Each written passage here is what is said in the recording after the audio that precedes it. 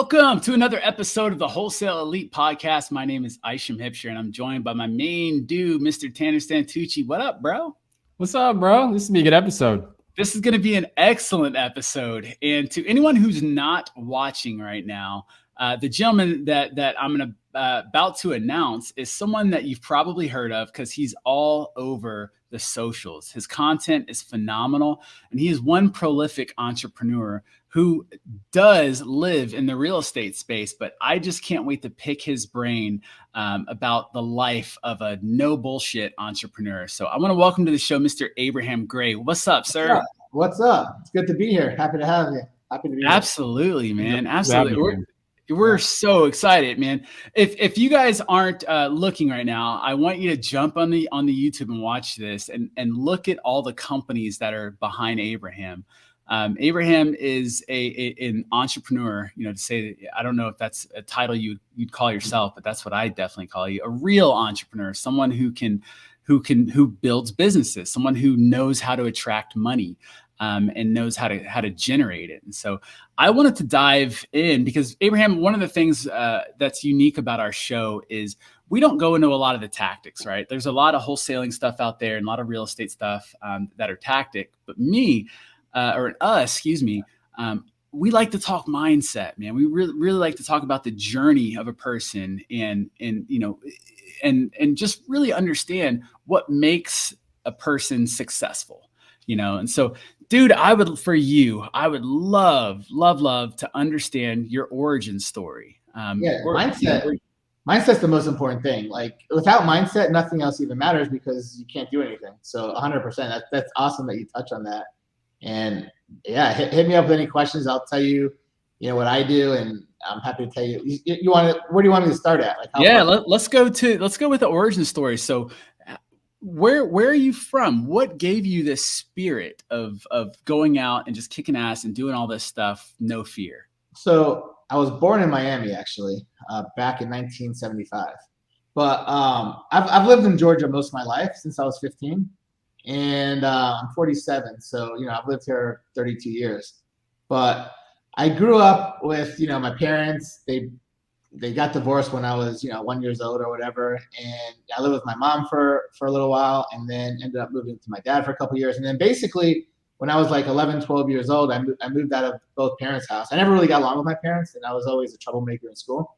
And from like 11, 12, all the way through 15, I was in foster family to foster family to foster. And then I went to boarding school for like a year and a half. And then I went to a few more foster families and then ended up ultimately moving to my grandmother's house and lived there for multiple years until I ended up getting my own place and everything. So did you have siblings?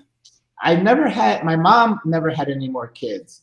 My dad got remarried and had 4 kids besides me, but I'm like 11 years older than them. So the oldest one, I'm 11 years older, and then there's I'm 13 years older. 15 years older. I never knew him. I never knew him because I was already out of the house by the time they were born, except for the oldest one. The oldest one was a baby. I lived with my dad. He was a baby, and I kind of moved out, before he was 1. So I never knew him as more than a baby, really. So 11 and 15, you were in foster homes. What came next? So I moved in with my grandmother, and that's how I moved to Atlanta. So my grandmother lived in Atlanta, and I moved to Atlanta to live with her, and I've been here ever since. Awesome. Okay, so when you moved with your grandma, did you get back into school or did you just have to work a job, or what was work life for you back then? Yeah, so what's crazy is I went to school. I moved here. I was basically a freshman in high school. So I finished high school. I did high school here, but I got a job when I was 15. Right when I moved here, I got a job just so I could make some money because I always, just wanted to make money. And I worked at like a grocery store. And that was the only job I ever had in my whole life. I worked there for like a year. But at the same time, I was working at this grocery store. Nobody even knows I worked there because that's the only job I've ever had where I worked for somebody. But I collected sports cards my whole life. And I turned that into basically a business when I was 15. So I would sell baseball cards on the internet and on the side at some sports card shows. And then on the weekends, I did a little bit of both. I worked at the grocery store in the summer and did baseball cards. And I ended up toward the end of when I was 15, started doing really, really well with baseball cards.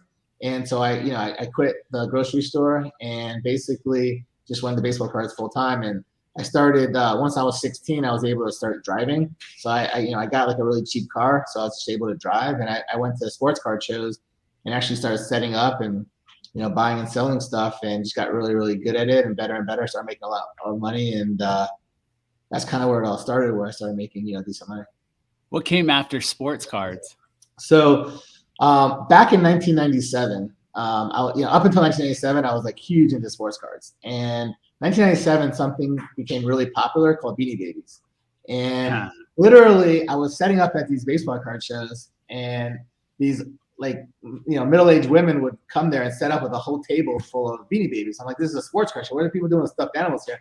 And I'd make fun of them. I'd be like, what the hell are they doing here? These crazy, no one's going to come buy that crap. And then I would see that over, the course of a few months, their tables were busier than my table. I'm like, what in the world's going on? Now I started getting jealous. So I started going to their tables. I started talking to them. I'm like, what is this stuff? How do you get it? Where is this stuff? And they started explaining it to me. I'm like, well, shit, if that's how you do it. I started to try to figure it out. And then I got into Beanie Babies from there. So there was like a period of maybe 1 or 2 years where I sold baseball cards and Beanie Babies at the same time. And then I was just making so much on Beanie Babies that it just wasn't even worth messing with baseball cards anymore. So I just totally sold every card I have and never did cards ever since then. So since the 1998, I was out of baseball cards for forever. I haven't done any since, and was in Beanie Babies for many, many years. So I actually made my first $1 million in baseball cards. By the time I was 19, I had $1 million saved and made. And my first $10 million was off Beanie Babies. I made over $10 million in Beanie Babies. So you're saying there's hope, because I collect baseball cards. That's one of my hobbies. If you know what you're doing, you could definitely turn it into a business. I mean, right. So from what I understand, because I haven't been in it for a while, but I have friends that are. They made the last 2 years, as real estate was super hot the last 2 years, baseball cards were too. And people made a crazy amount of money in baseball cards. But when real estate, it's funny enough how it all correlates, but when real estate kind of died down a lot over the last 5 months, so did baseball cards. So people in the baseball card business, actually most of their cards went down like crazy over the last 5 years, just like real estate went down like crazy the last 5 years. Now there's still people that make a lot of money in real estate, like me and probably you guys and a bunch of people but I would say most of the people that were making money in real estate, especially wholesalers, most of them I know went out of business the last 4 or 5 months. And a lot of them are now had to go get regular jobs. But the same thing with baseball cards. A lot of people that were making a ton, now only the best people are, the best people are always going to make money. And even the decent people. But for the last 2.5 years, you could be a total idiot and not know what you're doing and just make mistakes and still make money in real estate, because every single month it went up. So if you just screwed up, it was always worth more. But so now it's getting a little tougher, and you have to really know what you're doing. But that's kind of the story. And Beanie Babies were crazy. Well, dude, I mean, it definitely sounds like you're an opportunist. It's not like 100%. It's not like Beanie Babies were your passion, or maybe not even baseball cards, but you saw an opportunity and so you went for it. Was it, with your intro into the real estate world, was it the same, or did you just buy a house, for your family, and you sold it and you made some money? You're like, oh my God, there's money here. How did the real estate world come in? So when I was 15 is when I really got into business, and I made a lot of money all through my teens and in my early 20s. And then I saw some people, they're like, look, you're making so much money, what are you doing with all the money? I always reinvested it, but they're like, you know what, you should diversify more and get into real estate. And I found I had a couple friends that were a little bit older that were making a lot of money renting houses and flipping houses, and they're like, look, let me show you what I do, maybe you should be interested in doing that too. So when I was 22, I bought my first house. And I bought it and I moved into it, and that was my primary home. But literally within 6 months, I bought 3 more houses to rent out. And this is back when I was 22. So again, this is over 25 years ago. And I literally still have some of those homes I bought 25 years ago today. I had 30-year mortgages on them. I have 5 more years left and they're paid off. I never refinanced them. So, but I've sold some of this stuff. And I just got into renting. I was just renting, buying homes and renting them. And then I started fix and flipping. And as I had my businesses, I always did real estate and business all simultaneously. So I got really, really good at business, and I got really, really good at real estate. And back then, like Carlton Sheets was like the guru of real estate. So I bought all of Carlton Sheets programs back when I was a teenager in my early 20s. Learned from him. He was a no money down, like the Pace Morby of back then. And I learned a lot from him, and I bought stuff using some of his techniques. And that's how I got into real estate. Just really to have passive income, because when I was doing all my businesses back then, I worked in them all. I was sweating. I was doing a lot of work, and it wasn't really passive. I enjoyed it because I liked sports cards, but I wanted to have more. So I figured if I bought rental properties over the years, and the more I bought, I would just eventually, by the time I'm 40 or 50, just have a crazy money rental portfolio just come in every month without really having to do much. So that was kind of the goal at the time. It's kind of my views changed since then. I have a few hundred rental properties now, but I do it a little bit differently because now I'm at a different level. So that's how it all started. That's how real estate started. And I've never not done real estate, but what I'll tell you is that when real estate, so over the last 25 years since I've been in real estate, there's like these highs and lows, like it goes really high, then it tanks, then it goes really high, then it tanks. Any single time it gets really, really hot, I'm like super, super involved, and I spend most of my time on real estate and not as much on business. But then when they're kind of leveled off or on the low side, then I spend a ton of time on business and not as much on real estate. And it just goes like that every 10 years. There's a few years I'm really, really hot in real estate. But even when I'm not super hot in real estate, I still do some. I just don't focus most of my time on it. The last 2.5 years, most of my time has been on real estate because it's actually the hottest market I've ever seen since I started. It was just crazy. Even like in 2006, 7, 5, 6, 7 when it was crazy hot. It wasn't as hot as it was the last 2 years. I was literally buying for the last 2.5 years one house every single day. I bought 30 houses a month, and I flipped them all, and I probably made around $35,000 a house profit. So I was making over $1 million a month in profit just on fixing and flipping homes for the last 2.5 years.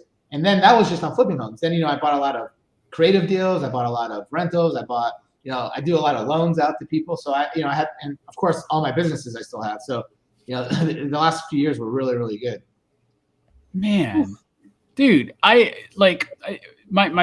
first question that comes to mind is, do you sleep? Like it sounds like, you're going after it all the time. But what I do know is you're a family man, you've got a wife and how many kids? I have 3 kids. 3 kids. Okay. I have an 11-year-old girl, and then I have a 13 and 14-year-old boy. Awesome. Well, dude, I don't want to ask you the obvious question of how do you do it with kids, but I do want to kind of circle around the mindset, because I know a lot of people feel guilty or they feel held back by their family when they're not, when they're not focused on it because they've got business or they've got other things to tend to. Have you ever dealt with that?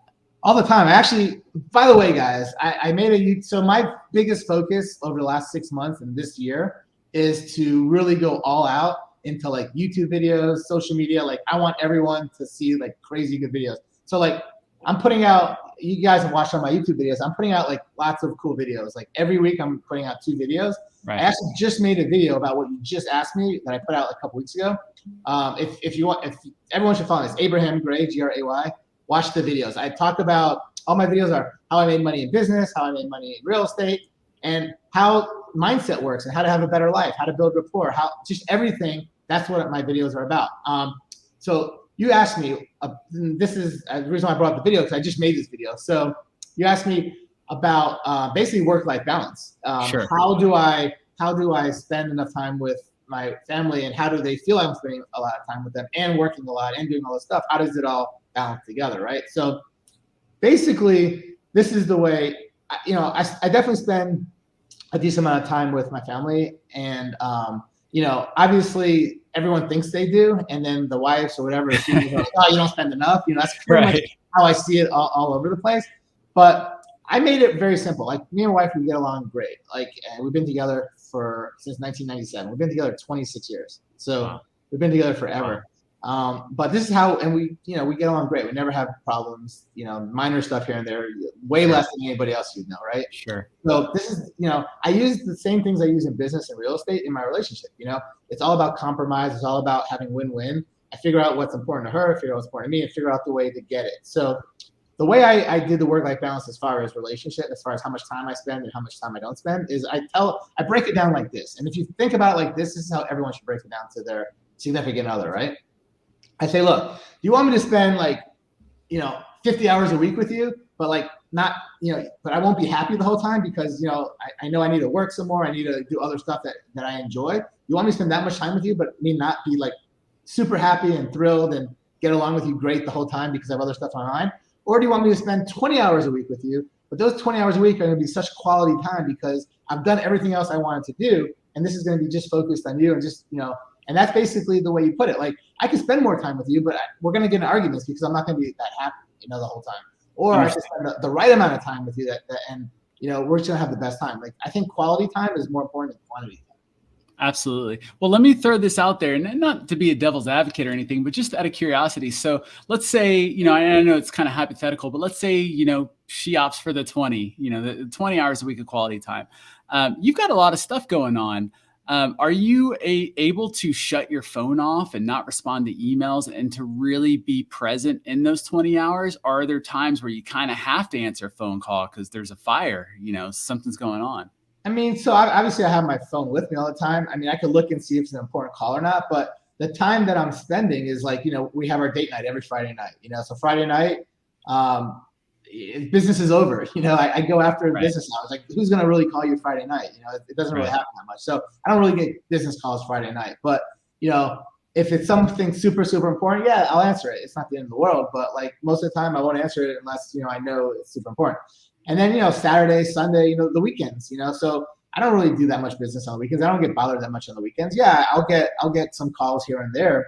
But if I'm doing something super important then I won't answer them. But yeah, I'll still answer them on the weekend as long as we're, in a time that makes sense to answer it or if it's a really important call. But, gotcha. She'll have calls, I'll have calls, we respect each other's time and we also respect each other's what you need to do. And, we don't want anyone to, do anything that's gonna, adversely, hurt them if they don't answer the wrong call or do. Right. Yeah, you were respectful about it when we do it, Now, there's a lot of talk, especially over the last few years about, just the importance of setting up all these routines and whatnot. Are you a morning routine kind of guy? Oh, I hate fucking mornings. I actually, no, I'm a night person. So basically, I don't even get up until my alarm clock gets set at 8:45. So I get up 8:45, 9 o'clock every day, and I'm people know not to fucking bother me or call me until 10 because I don't get to the office till 10. I don't want to be bothered until 10. I'm miserable. I'm always the happiest person. You'll never see someone happier, smiling, laughing more than me. Literally, I'm always like that, except in the morning. So I won't even answer the calls because I know I'm gonna be grouchy. So, but after 10 o'clock, I'm good the rest of the day. So, I work till 6:30. Then I go to the gym. And then I go home, eat, hang out at the house a little bit, and then that's pretty much my routine. On the weekends, I spend more time with family, and we have date nights and different things we do with my daughter, sons, and all that stuff. Perfect. So when you are working, when you mash the button at 10 and you're on, what do you determine?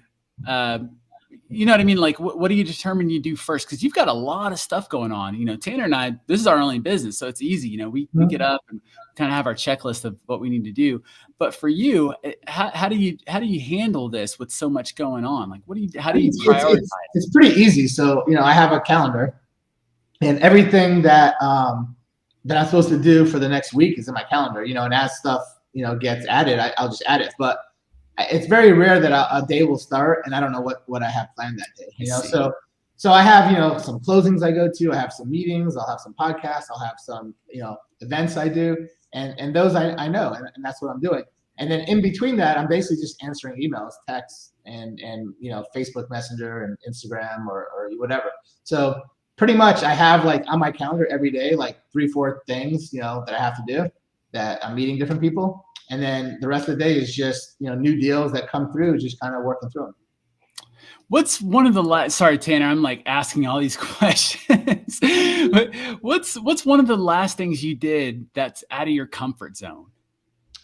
Everything I do is in my comfort zone. There's nothing I'm uncomfortable with. Like I'm super comfortable with just about anything. I mean, like, give me an example of something that you'd be uncomfortable with.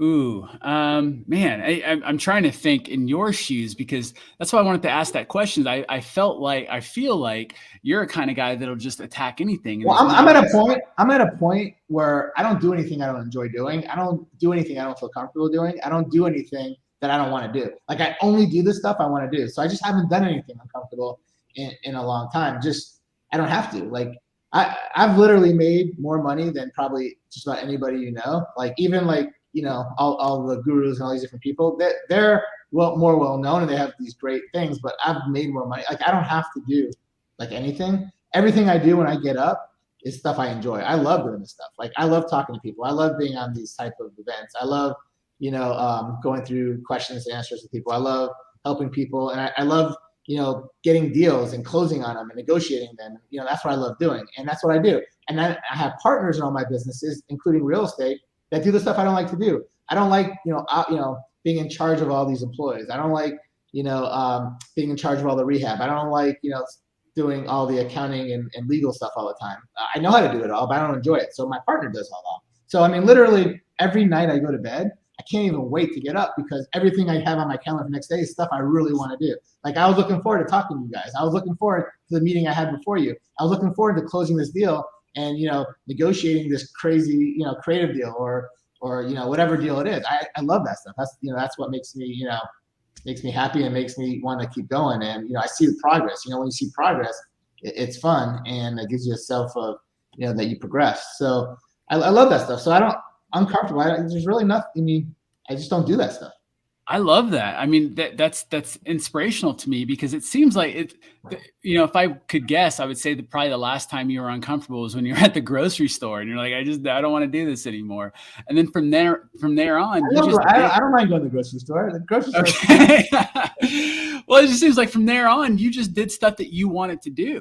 That you were excited, that you were curious about. And so there was never a moment where you felt like you were rolling the dice and taking a risk and you were uncomfortable. You're just like, look, we'll figure it out. If something happens, we'll just get over it. I know. So here's the thing, you're uncomfortable because you're in a problem situation that you can't figure out how to solve. I mean, I love solving problems. Like, every single person that has like an issue, they'll call me like, oh, what would you do? And then I just, like, in 2 seconds, I'm like, oh, this is what I would do. And I give it to them, like, holy shit, like, why did I think of that? I don't know why you did that. To me, it's just common sense. But, like, I love solving these issues. So, I mean, basically, if you're uncomfortable, then there's some sort of problem. And, I just figure out how to make myself comfortable. I figure out how to get out of that, make that problem go away. Do you think entrepreneurs are born or made, or a little bit of both? Definitely a little bit of both. Definitely a little bit of both. I think, for the most part, anyone could do it. But I think, some people are not going to be able to do it as good as other people. But anyone could do it. And you could, if you really, really want to get good at it, and you find the right people to hang around, and you find the right people to teach you, and you find the right people to partner with and mentor you, you could get super high level. If you're someone who wants to hang around these types of people, but you feel like you have no value to offer, what would your suggestion be to one of these up and coming entrepreneurs who wants to do exactly what you're saying, but they're like, crap, man, I feel like I got no value to bring? Every single person has value to bring to somebody else. So, like, no matter how good off or how smart you are, or how wealthy you are, or how whatever you're doing, there's people that are good at other stuff. Like, I'm really, really good at what I do, but I suck at 90% of the stuff. Like, you guys are a million times better than me at the stuff you're good at. It's not even close, right? So you just got to figure out a way to use the stuff that you're good at, that I'm not good at, and use it to be able to show me and be able to help me with it. Like, think about it like this. Everybody is good at stuff, right? And if anyone's like, by the way, I think it's awesome that, Jamil told you to start, your podcast and to start social media. It's really important. But a lot of people that he's probably told that to, or that you've told people to do, you're like, oh, well, I have nothing to offer people. Like, I don't know shit. Like, I'm trying to learn. I don't know anything, right? And there's a lot of people out there that think they know nothing. And this is the way that I could show them that they know a lot more than they think, right? So how old are you, for instance? Me, I'm 42. You're 42. Let's just say somebody came to me that was 42. Let's say they were 30. It doesn't matter. Or 25. It doesn't matter. But I'm going to use you, for example. So let's just say you had bad self-esteem and you thought you weren't good at anything. You would come to me and be like, I can't start a podcast. I can't teach anyone anything because I don't know anything. And then what I'd say is, well, how old are you? You're 42. Okay. Well, when you were 25, is there things that you know now that you didn't know when you were 25 or 20 or whatever age, 15, that you would have loved to have told your 25-year-old self or your 20-year-old self? And every single person I've ever said that to is like, holy fuck, man, I've learned so much over the last 5 years, 10 years. If I could have known when I was 25, when I know now I'm 42, I would have been 100 times better. Well, shit, there's a million 25-year-olds that were in your position that you could help, And let's say you were only 25. Well, when you were 15, what didn't you know now that you know when you're 25? So no matter what, if you think about how much more you know now that you didn't know then, there's so many people in that shoe that didn't know shit at that younger age that you know now. So just think about what you know now that you didn't know then, and that's all the shit you could teach those type of people. Dude, that's incredible insight. Just to be a little selfish, this broadcast mic that I'm staring at right now, I bought this thing. It's funny because I saw it Facebook, memories will pop up. I bought this thing 7 years ago, and I bought it with the intention of starting a podcast. And it was a whole different podcast that I wanted to start. Yeah. But I got out of that industry, and then I just lingered. And something was always telling me, man, like, get your voice out there. Like, you've got a message to share. But for years, I didn't believe. I really didn't believe it. I didn't believe in myself. So much doubt and insecurity held me back. What are people going to think? What if, I'm not a subject matter expert in anything. I've never done anything consistently my whole life. Who am I to be behind this mic? And so when it actually came time to start this podcast, I feel like, maybe it's just because I'm at the age I am now, but I felt like, yeah, I may not have anything to offer, let's say, so to speak, in terms of valuable insight.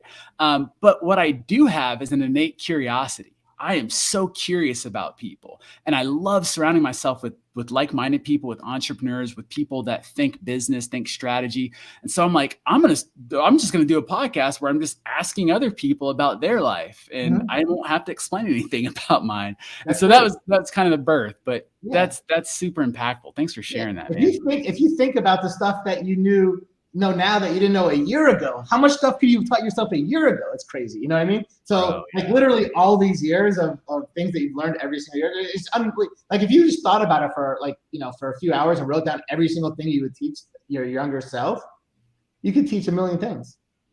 So, but anyway, that's just to put it in perspective for people, because you said that you talk about mindset and all that. If you think about it that way, everyone should believe in themselves. So absolutely. But yeah, so what else you got? Is there a criticism or an insult that you've heard about yourself that you actually see as a strength?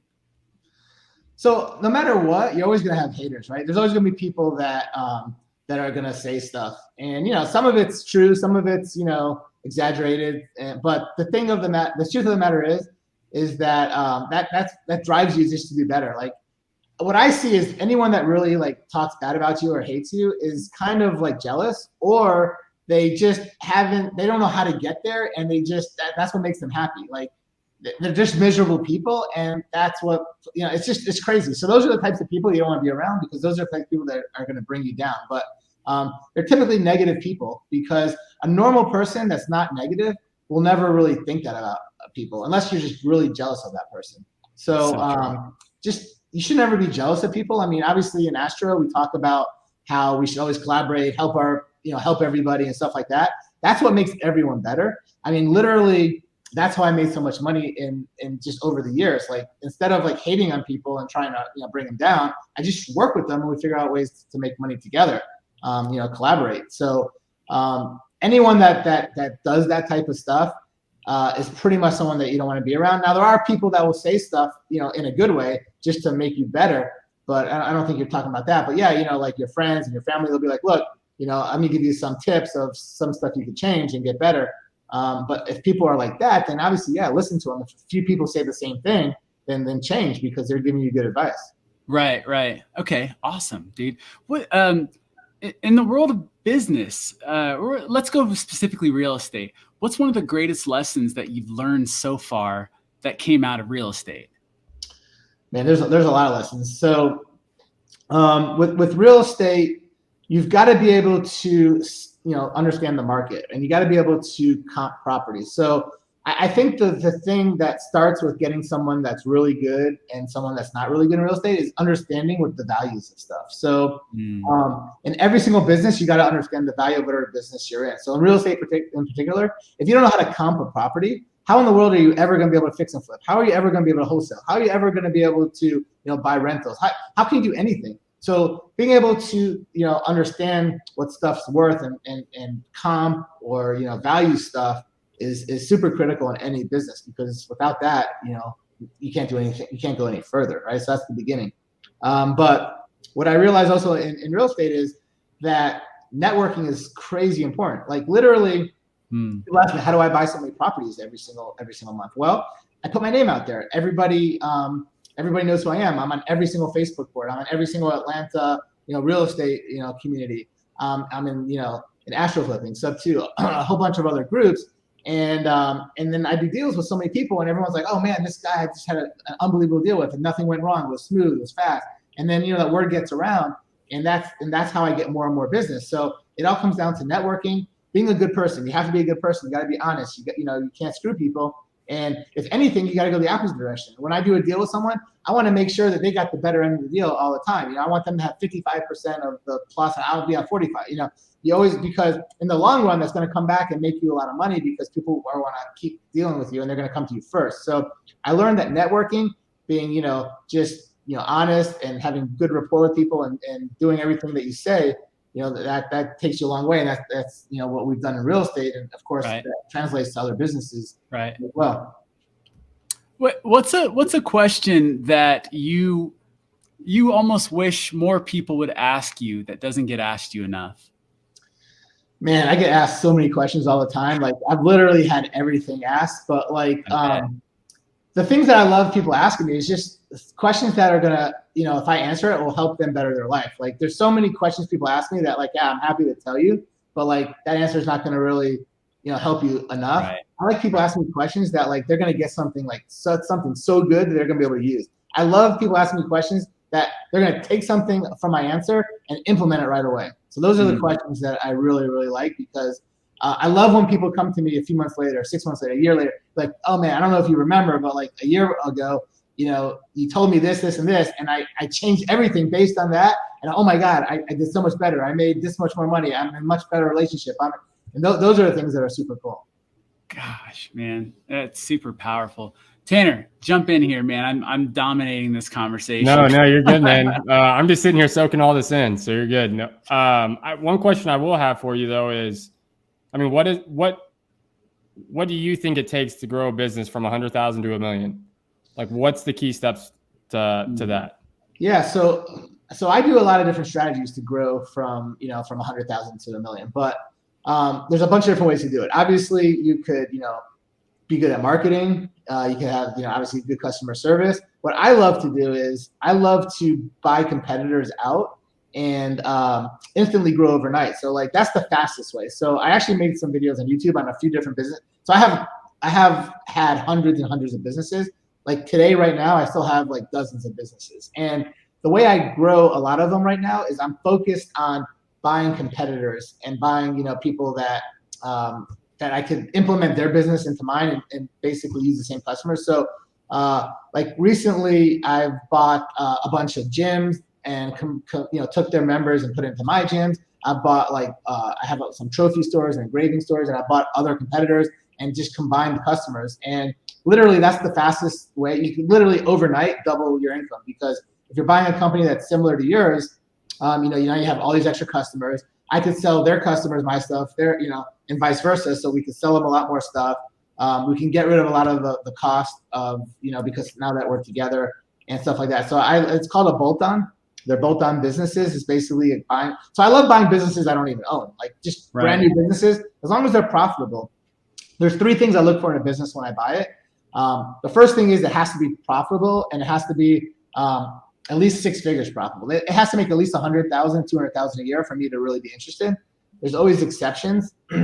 One of the biggest exceptions is when I'm buying bolt-ons, I don't care necessarily how much they're making because I'm combining theirs into mine. So I can kind of, but if it's a standalone business, it has to be making at least 6 figures. It has to have, these are the 3, there's a lot of important things. The 3 most important is it has to be that profitable. The second thing is it has to have management team in place.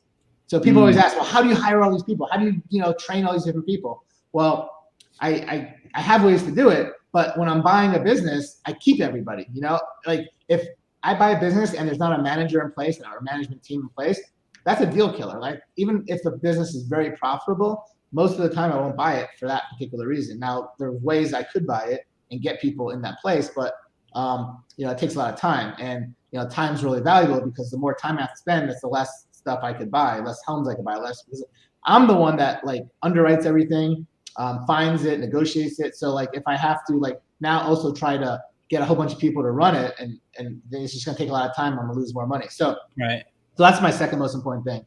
And then my third most important thing is, and this is the same thing in business as it is in real estate, I only buy stuff from motivated sellers. They have to be motivated sellers.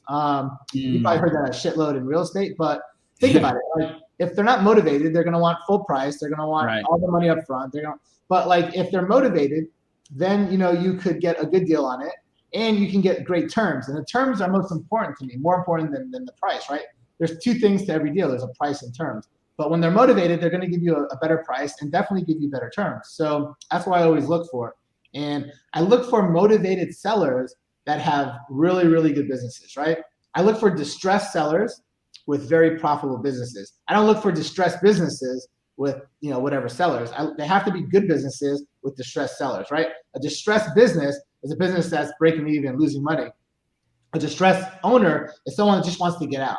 And what makes an owner distressed? These are the types of owners I go after, right? Motivated owners. And there's probably like a dozen to 15 that I go after over and over, but the top 4 or 5 are first people that are retiring. If you're about to retire, you only have a couple options. You have either to like hand it over to your kids or someone like that. And most people that I've seen, their kids don't want their business, right? It's not a sexy business. It's something, their kids are doing something totally different. So very few people could hand it to their kids. So they're about to retire and they have nobody, to inherit the business. That would be one of the major reasons. Another big one, and about a lot of businesses like this, where people are about to go through a divorce. When people are about to go through a divorce, it's very, very messy to figure out the value of the business and split it, especially if only like the husband or the wife runs it and the other one has no idea what to do. So divorce, I get a lot of good deals with divorce. And people are so focused on the divorce that their mind's not even all clear. They just want to get rid of everything else just to make sure that everything, especially if it's a messy divorce. So people that are about to, that are sick, have something came up and now they're in the hospital, or they just can't focus their time on the business because they have, medical issues. That's a big one. That's a really big one. I get really good motivated sellers. I had people that like move, right? I had people that like want to move from Atlanta to California. They feel like they can't run the business if they're out of town. They could, but most people don't know how. So moving is a big motivation. Another really, really big one is they might have a business making $1 million a year, but they have some opportunity to go to another business that's making $2 million a year, but they can't do the $2 million a year profitable business if they're stuck in this $1 million a year. And for them, the 1 million is no good anymore because they have something better. But for someone that's making $500,000, that's incredible. You know what I mean? So they're motivated because basically what it boils down to is they have a better opportunity, and it could be a better opportunity to make more money. And I've seen it where they have a better opportunity, maybe not even making more money, but maybe having a better lifestyle. Maybe now they're working, 60 hours a week, and they could do something that they're working 30 hours a week. Or maybe they could work and they could do something on the beach, and that's where they want to be. Or they could be in the mountains, or they could wherever they want to be. So maybe the opportunity is money, or just less work, or a better environment. Those are some of the big ones. Of course, I could go through and tell you a whole bunch of others, but I know you only have so much time and you want to go through other stuff. But yeah, that's kind of what I look for. Those are the 3 main things I look for, and that's how I grow businesses super fast. But again, good customer service, marketing, the stuff that's kind of, you just got to do the right stuff and get your name out there, and you grow. That's how you grow. Now, I've heard you say "we" a couple times, and I don't know if it's, if you're just kind of being generous to your entire troop of employees and team or whatnot. But do you have like a core group of people that you work with that help you launch all these companies? Yeah. So I say we because less than 5% of the businesses I have, I own by myself. Like 95% of businesses, I have partners. A lot of businesses, I have one partner. Some I have two. Some might even have three or four.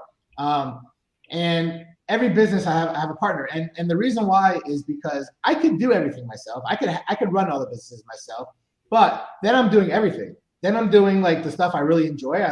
Finding the business, growing the business, negotiating, doing the underwriting, all that, which I enjoy. But then I'm gonna have to also, operate it. I'm gonna have to be in charge of all these employees. I'm gonna have to do it. I don't enjoy that stuff. So I find my partners that are really, really good at the operating and they enjoy it, but they hate the creative stuff. They hate finding it. They hate negotiating. So, all my partners are opposite than me pretty much in most of my businesses. Like, I don't know if you know Pace and Cody, but like Pace is like the one that likes to go out and be creative and, negotiate and talk to sellers and all that. Where Cody hate doing that stuff. He wants to be like in front of the computer, doing all the processes, keeping it. Oh, yeah. And you know what? Pace wouldn't be halfway successful as he is without Cody. And right. Cody couldn't do anything without Pace. So, that's what I find. Like, all these people that I work with, they're good at different things I'm good at. And if they weren't there, man, you wouldn't see. I mean, I have 50, 60 different pictures on my wall of different businesses I have. You would only see 5. So is it better to have 5 and make 100% of the money? Or is it better to have 50 and make 50 or 40% of the money? I make 50 times more money having way more businesses owning part of it. And not only do I make more money, I do only the stuff I enjoy. Like, that's really what matters. So I always say we because I always have a partner in almost every business. And besides the partners, I mean, I have really, really good high-level employees in most of my businesses, assistants, and all this stuff. What are conversations at your dinner table like?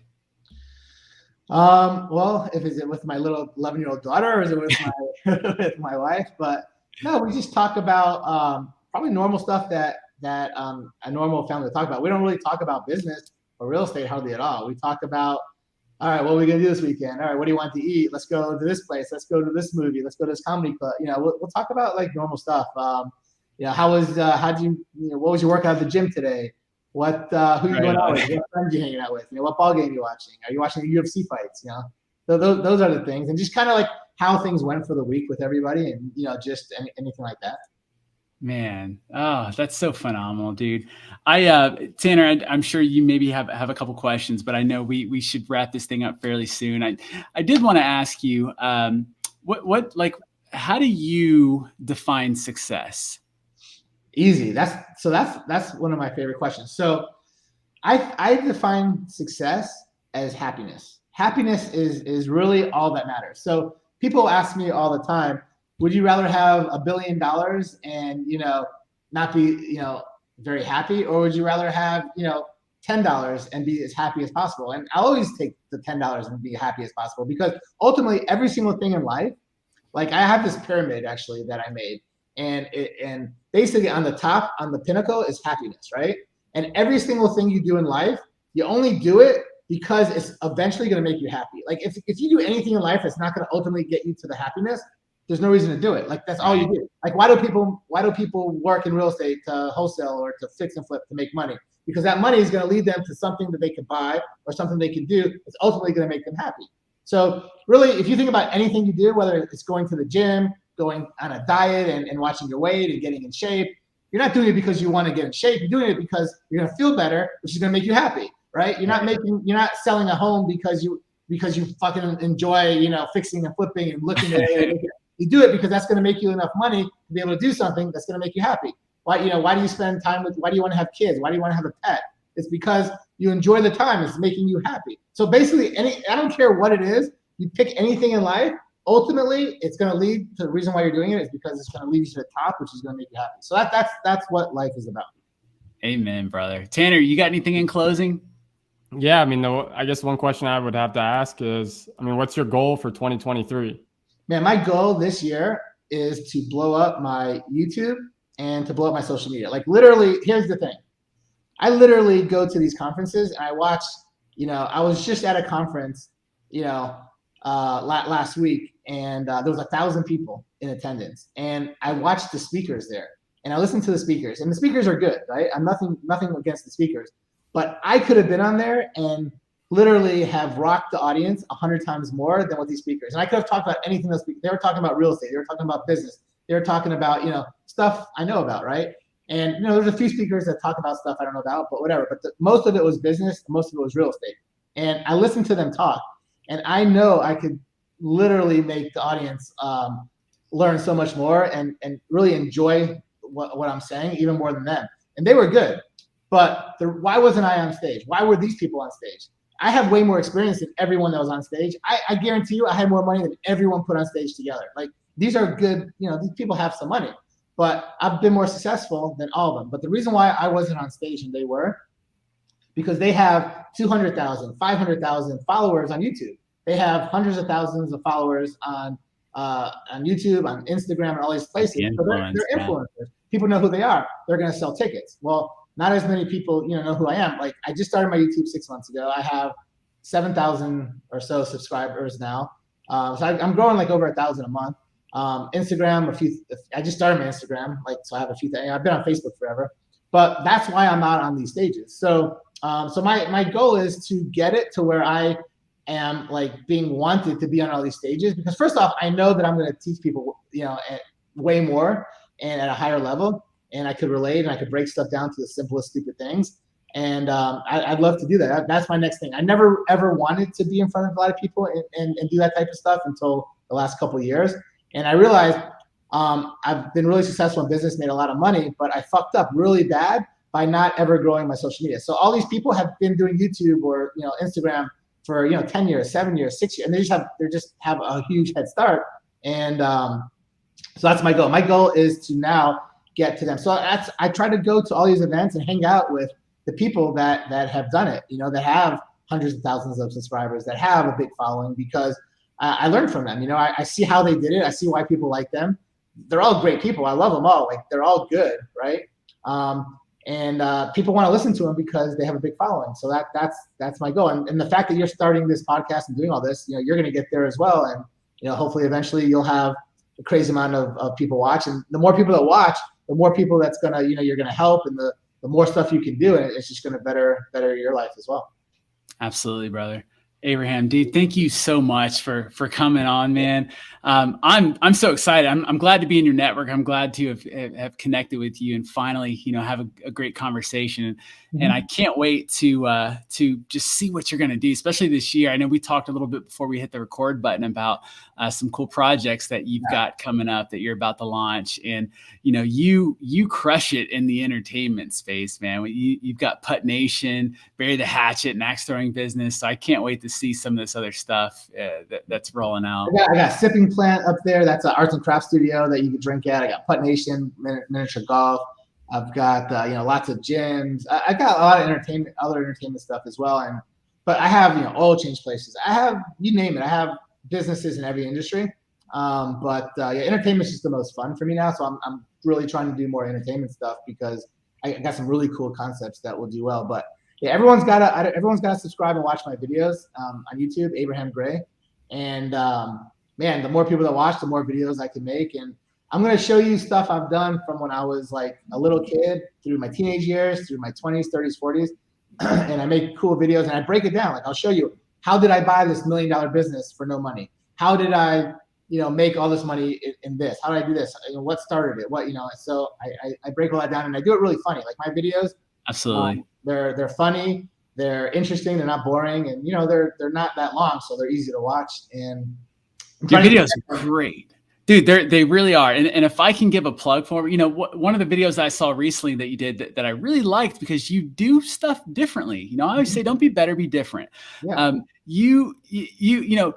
Like, you did an awesome interview with your daughter. That was hilarious. Just to hear the perspective of someone, who's Abraham Gray's daughter. Like, it was funny when she said something about, or I think someone said something about being rich.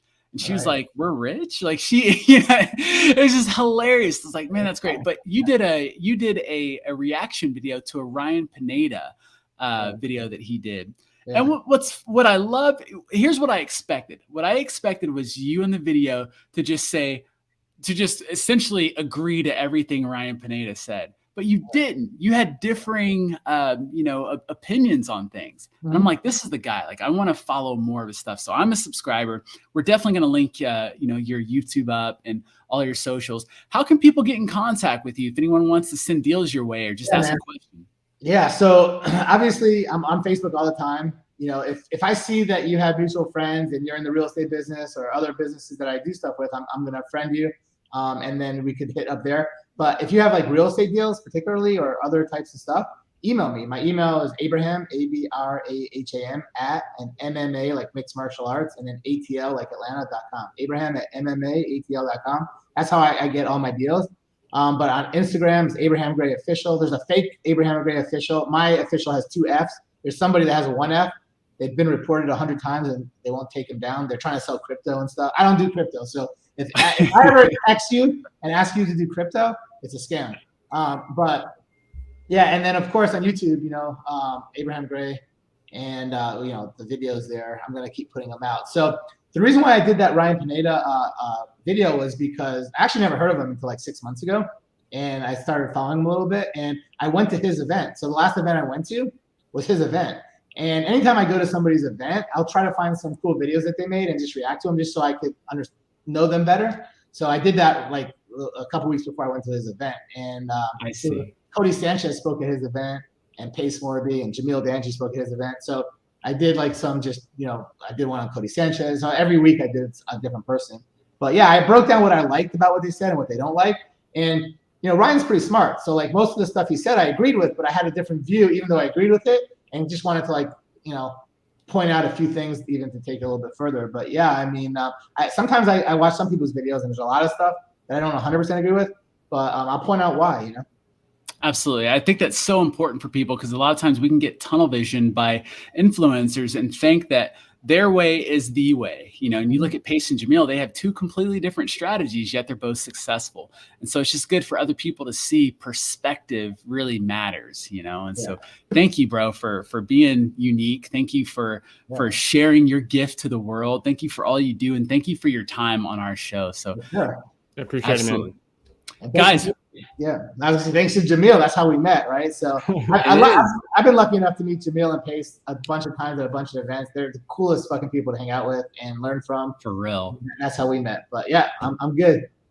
Awesome. Well, guys, we will see you on the next episode. Abraham, I look forward to our next meeting on the podcast. Hopefully it'll be 6 months, a year from now where we can chop up some pretty crazy stories of what's happened in between now and then. I can't wait to hear about what you're going to be rolling out. But again, brother, thank you for your time. And guys, we'll see you on the next episode. Peace. See you later. Thanks. What up, Elite fan? That's a wrap for today's episode. But look, if you got value out of the show today, do us a huge favor and give us a review or give us a like or subscribe. Do all the things to help us get the word out there. And look, we want to see you on the next show. So get out there and crush it, make it happen. Stay tuned for the next episode. Peace.